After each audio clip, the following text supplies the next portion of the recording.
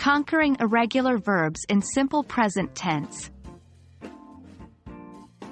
Hello, dear learners. Today, we are diving into the exciting world of irregular verbs in simple present tense. This can be a challenging area of English grammar, but don't worry. By the end of this video, you should have a clear understanding of how to use these verbs correctly. Irregular verbs are those verbs that do not follow the regular conjugation patterns of English verbs. In other words, their forms change in unique ways.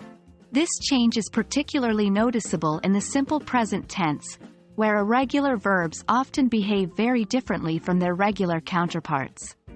For instance, the verb to be is an irregular verb.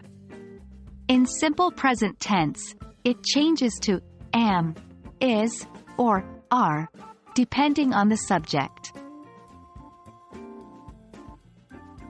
In simple present tense, irregular verbs can seem tricky, but here's the secret: there are patterns.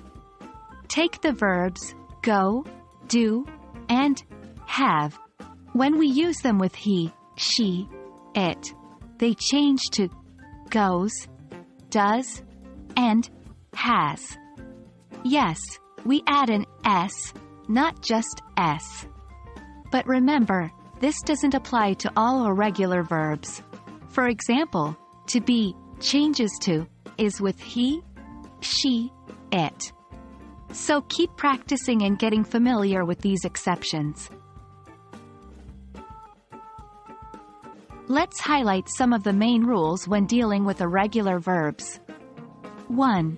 Singular subjects require singular verbs. For instance, with the verb to be, you would say he is or she is. 2. Plural subjects require plural verbs. So, with to be, you would say they are. 3. When using I, the verb to be becomes am, I am. 4. Some irregular verbs do not change with third-person singular. For example, can stays the same. He can, they can. Now, it's time to put your knowledge into practice. Remember, the more you practice, the better you'll get. Try to write sentences using irregular verbs in the simple present tense. For example, I am happy. She goes to school. He has a book.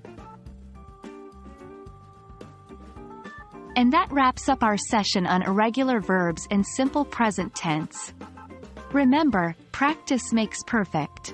The more you use these verbs, the more familiar you'll become with their patterns. Thank you for joining me today, and I hope this video has been helpful. Keep practicing, and you'll master these tricky verbs in no time.